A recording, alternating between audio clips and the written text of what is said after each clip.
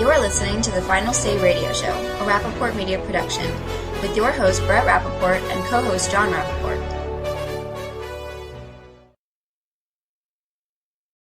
We have Congressman Steve King joining us, and first of all, it's great to speak with you again. And thank you, by the way, for taking so much time out of your busy schedule to go visit the borders with Congresswoman Michelle Bachmann, and to be able to come on today and give us an update on some of the things that you've seen firsthand, and also to discuss this very important issue.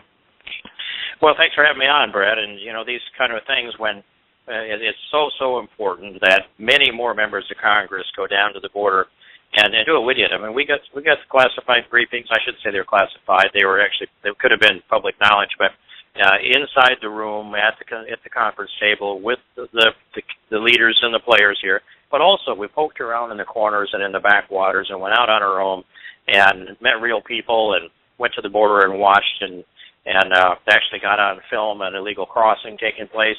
So hands-on is the best thing. You can look at data in D.C., but by the time it gets through the filter, it's pretty hard to get to the truth. The stuff from the field that makes its way into D.C. misses a lot along the way. Well, absolutely. So if you can, for the audience, could you give us an idea of which part of the border that you went to, some of the towns that you've seen, and if you could describe, I know there's talk of a border fence that's been constructed, but how much of our border is actually covered by this fence and how much is still open? Oh, there's a whole lot that's just wide open, and I'm talking hundreds and hundreds of miles. But what we did was we flew down into Harlingen, and it's the airport there in between Brownsville and McAllen, very close to the southern tip of Texas, and if it weren't for the canal or the channel, not very far from South Padre. But I thought it was important that we go to the mouth of the Rio Grande, because right there on the Texas side, that's the furthest, most southerly tip of Texas, where Texas runs out into the Gulf and Mexico matches on the other side of the river. So we drove out there early in the morning, and if you can take a trail out there that gets to a dead end right at the beach, and then about 3 miles of driving a sandy beach, and it's a good idea not to get stuck down in that territory, you get down to the Gulf of Mexico. So we started there. And on the one side, on the Mexican side, there were a couple dozen Mexicans there hanging out and fishing and doing those things, and fishing with nets, by the way. And then they wander over towards the American side while they're fishing, and after a while there's several up over on the American side, and occasionally I'm told, they just walk ashore and they're in the U.S. So we started there. We planted an American flag there on that real estate. And I just thought it was important to do that. And then we poked our way along the border, along the river, working our way back to Brownsville. We went to 3 ports of entry there in Brownsville and met with the Border Patrol and Custom Border Protection, and also received briefings in those places. And then from there, we went to a center. It is a Health and Human Services Office of Refugee Resettlement Contractors, not-for-profit contractors, building home that they set up. They built a new building there in Brownsville, and they had it up and running around the 23rd of January of this year, that houses 188 the unaccompanied alien children. Those would be those children under the age of 18. They take them from, I believe it's 10 on up there, and they were not full any longer, and most of this surge that's come through has diminished, and I think someplace down to about half of what it was at the peak. But that covered Brownsville, and then we poked our way along the river and the border and went up to McAllen, where we sat in on briefings there at the conference table inside the Border Patrol station, and from there down through the detention facilities that they use continually there, and also the extra detention facilities that they had created.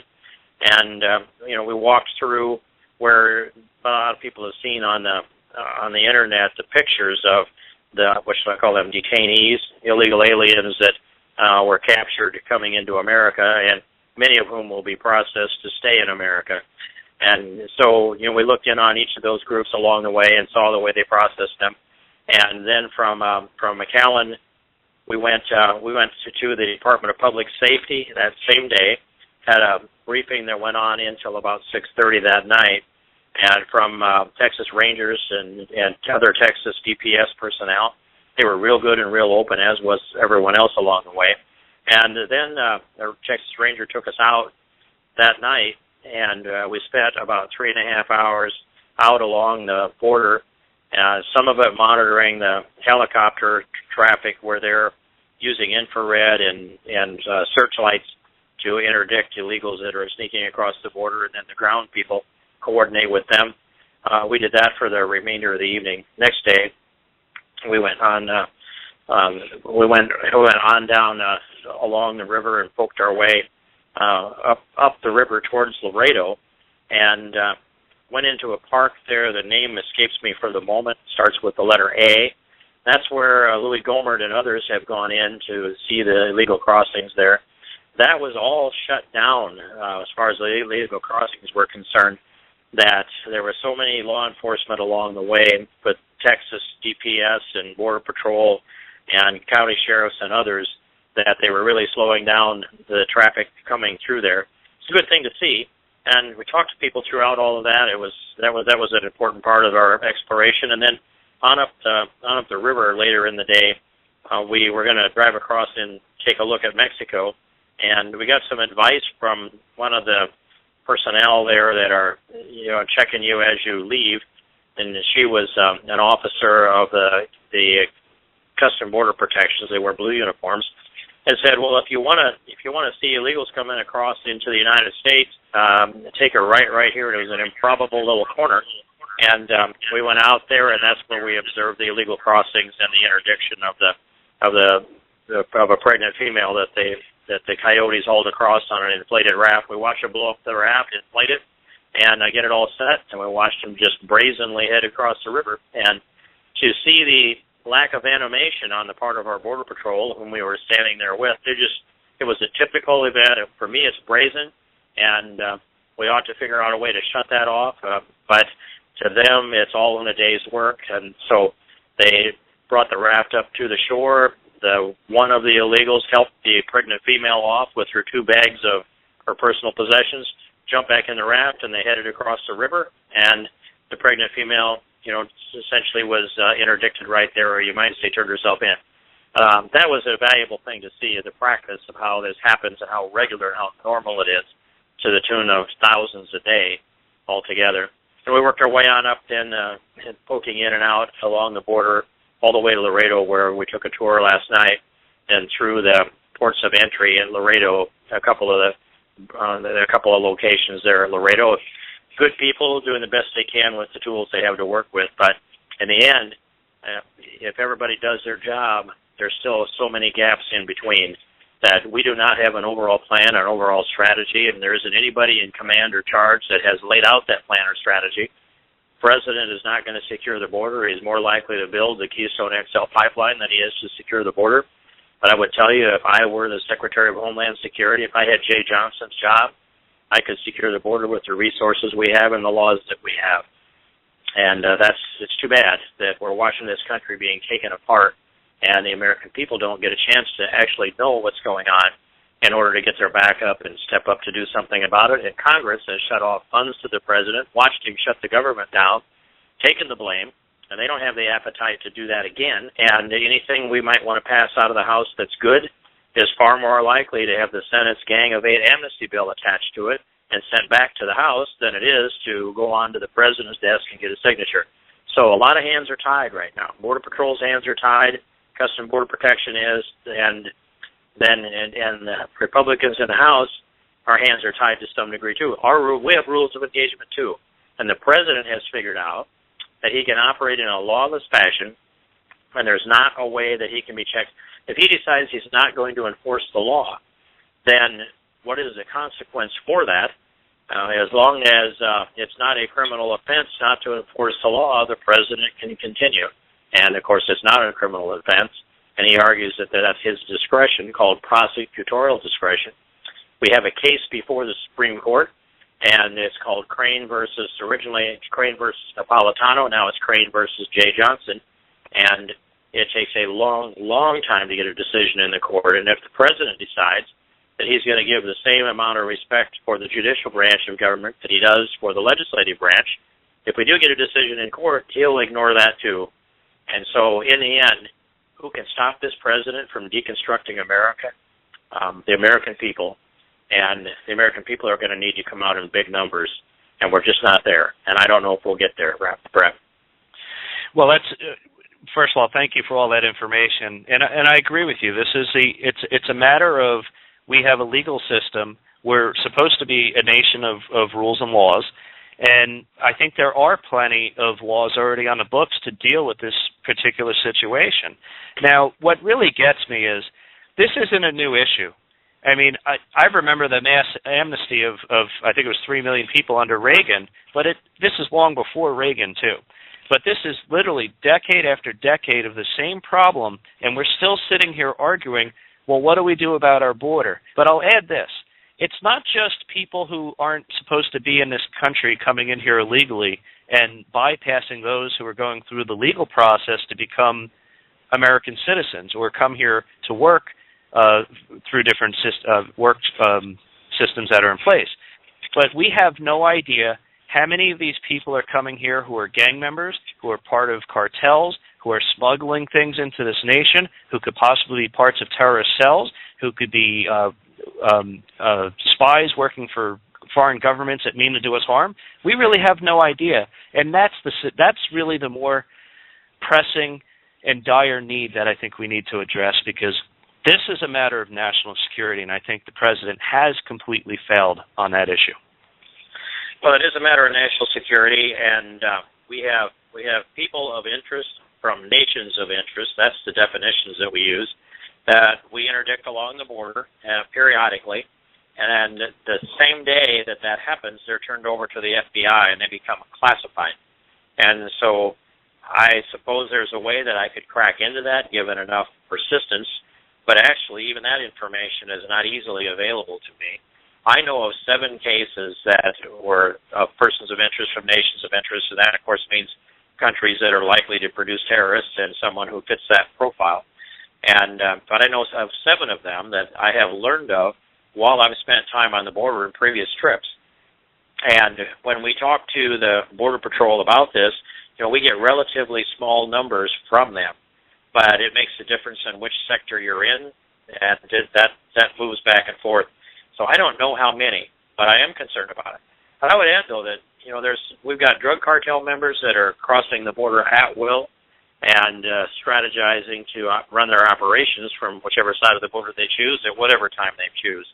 And so the drugs that come through, when you see a pregnant female like we did and got on film yesterday come across the river, chances are that they hand her over to the Border Patrol. She willingly gives up because she's pretty likely to be allowed to stay in the United States and very likely to have a baby in the United States. It's an American citizen, and then once that child comes of age, they can start applying for the family reunification. So it's a plus for the pregnant female that was smuggled across the river, and it's a diversion for the drug smugglers. So when the Border Patrol collapses in on the obvious target, that's when they shoot across the river with the load of marijuana or cocaine or heroin.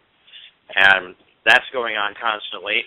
The price to our American society and civilization is huge. We just don't have it quantified, the damage that drugs do to the people in this country. And we also bear some of the responsibility for not having the will to address drug abuse in America. We just don't have the will. In fact, we're watching the legalization of marijuana before our eyes, and I don't see a lot of anger out there in the country. It's like, well, somebody passed a law, so therefore they must have had good judgment. What can you do? Go to Colorado and smoke dope, I guess, some people think. And just because you legalize something doesn't make it right. Listen, I think we all know people who have had their lives just completely dismantled, if not ended, due to drug use and abuse. And it is something that's completely ignored in this nation.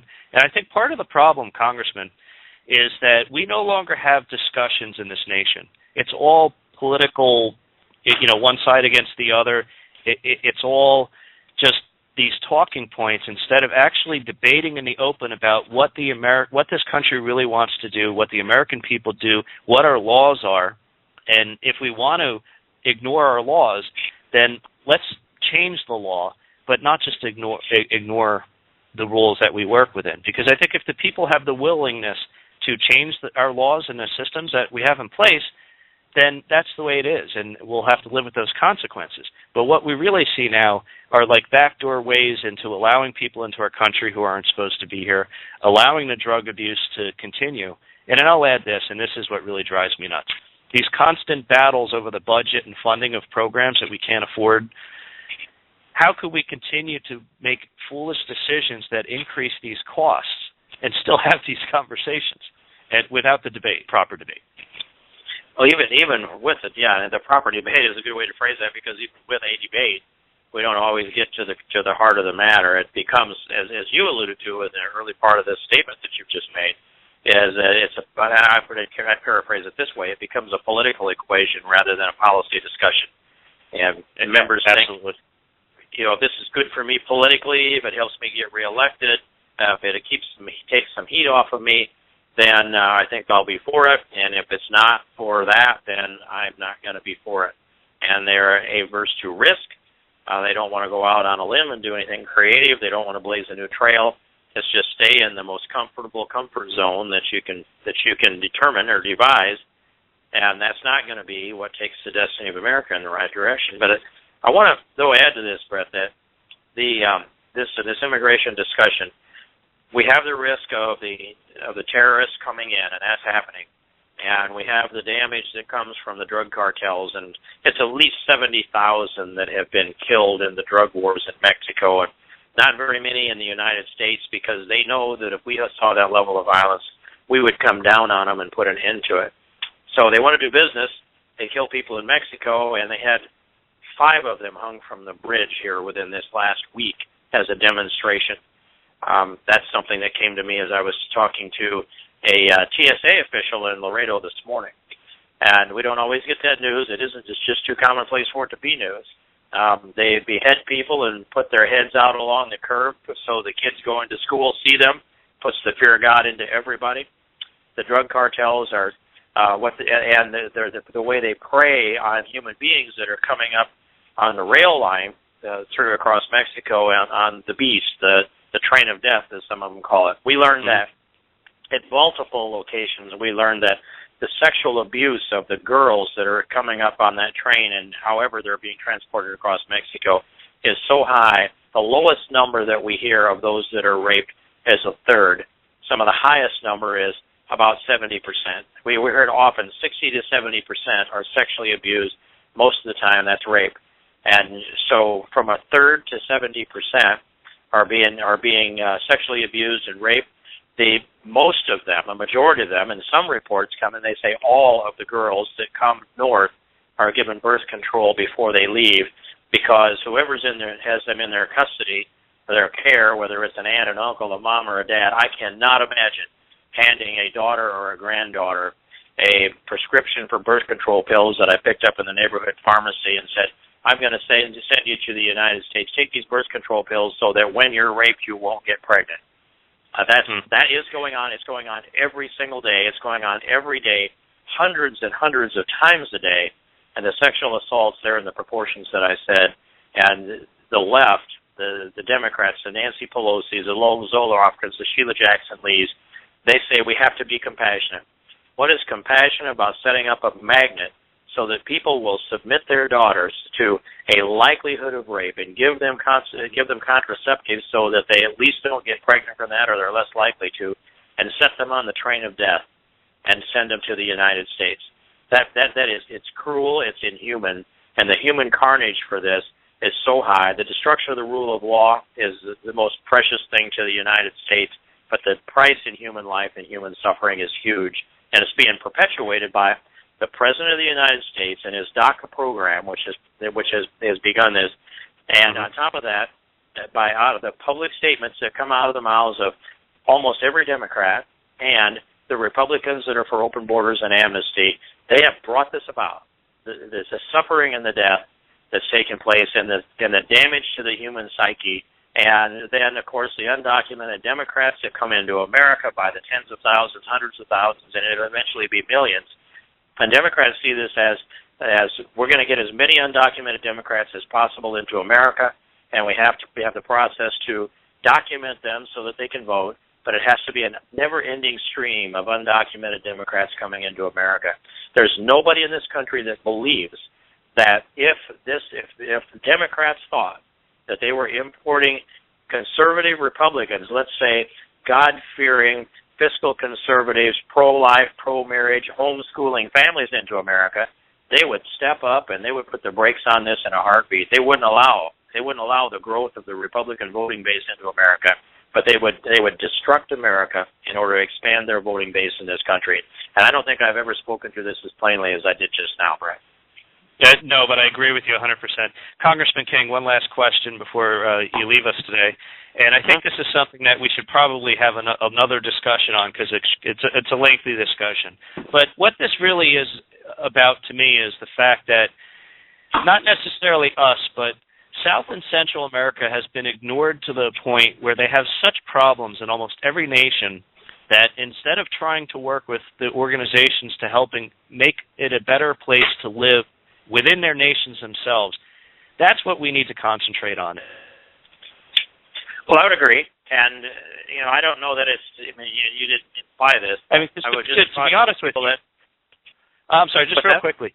We spend so much time focused in Asia and focused in the Middle East and in Europe and other places, which we should, but we ignore our own continent and our own home, and that's what's wrong.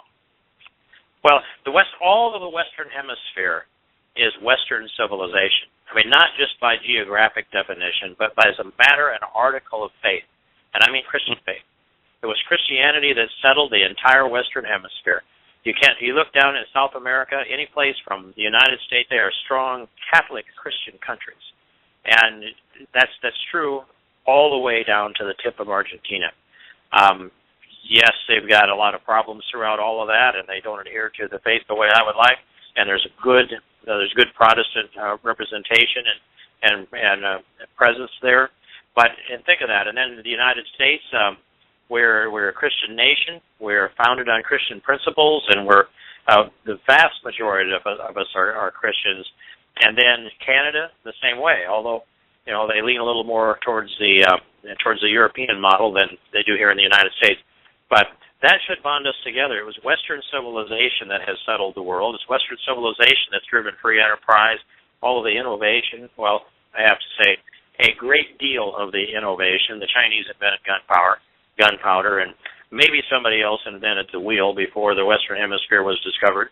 But the bulk of the developments in science and technology came from Western civilization, and it's rooted back through Western Europe. And we've talked about this before, as I recall. Yes. But here we are. If we can't strengthen and grow the Western Hemisphere as an essential component of Western civilization, your point is so right that we need to focus on this. And it isn't necessarily a function of money, but it's a function of communication. It's a function of cleaning up the corruption. It's the expectations that there will be governments of, by, and for the people that are based on these principles that build America. And the solution for the problem with the poverty and all of the things that are wrong with the countries south of the U.S. in this hemisphere is not just to send them money, and it's surely not to take the population that they have and bring them to America as if we're solving something. If there are good people that are coming here, they should stay in their home country and fix their country. If there are bad people that are coming here, they shouldn't come here. We don't need more bad people in America. The violent death rate here in the United States is today 6.5 per 100,000. In Mexico, it's 18.3 per 100,000. So not quite 3 times the violent death rate in Mexico that it is to the United States. We have seen our violent death rate go up within the last 7 to 8 years by about 50%, and so has Mexico. And our violent death rates have gone up proportionally. But if you look down south, Honduras has the highest murder rate in the world, and Guatemala has the highest recorded violent death rate in the world. Now, I don't know that I can explain to you the difference between the two. It's how much faith you have in the reporting. But some are United Nations numbers, and some of them are a website that does, I think, a credible job.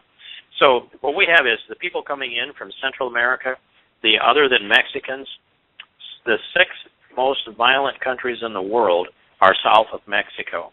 and 8 of the 10 most violent countries in the world are south of Mexico. When you bring in a demographic of humanity, you could go to the most pacifist and peaceful countries in the world and pull out of it the demographic that we're bringing into America, and you're going to get the most violent. Say, for example, I don't know what Iceland's violent death rate is, but I just don't, I don't hear anything out of there. So I'm going to say these are as peaceful as anybody I can think of off the top of my head. But if you would go where is the violence and where is the crime, if it exists to any measurable degree in Iceland? And it's going to be in young males that start out to be big problems when they become 15, 16, and 17 years old. Well, if you get violence out of a peaceful society in that demographic of young males that age, what do you think you get when you go to the most violent country in the world and pull young males out that age? It is a death sentence for what will be thousands of Americans coming out of Central America, the violence that comes out of there. And here's the numbers. This is off of the Health and Human Services website, the Office of Refugee Resettlement. And just take the number of say, 60,000 unaccompanied alien children, and we're surely beyond that now. And I just did the math within that round universe of 60,000. And of these are unaccompanied alien children that have already been processed. Of them, 80% are male, and 83% are ages 15, 16, and 17. So if you take 60,000 unaccompanied alien children, other than Mexicans, mostly from Guatemala, El Salvador, Honduras, and you do the math on them. So in 60,000 and times 0.8 for 80%, times 0.83 to get that percentage that's in the ages 15 and 17, you end up with 39,840 young men who are of prime gang recruitment age. It's almost the perfect demographic for disaster. And we're doing this saying that we're compassionate while a third to 70%, especially the girls, are being raped on the way here. That's an appalling figure and an appalling fact. Congressman, we're actually out of time, but I offered a suggestion. Maybe the Republicans should work on part of their platform as helping South and Central America instead of dealing with all those particular issues here, and change the dialogue. Anyway, Congressman, please provide your website so people could not only follow you but find out some of the things that you're working on in legislation as well. Oh, the best place to go and the best place to lend a hand is go to steveking.com, just steveking.com, or just Google Congressman Steve King, and things will pop up. And I really appreciate the ability to connect with people and the chance to talk with you, Brad. And, as usual, I burned the clock up because there was more I wanted to say. And I'm really sorry we ran out of time, but I appreciate the chance to do this. No, thank you, Congressman, and thank you for taking your time to go visit the border and do what the administration won't. Again, thank you so much, Congressman Steve King. Thank you, Take Brian. care. Take care. Bye.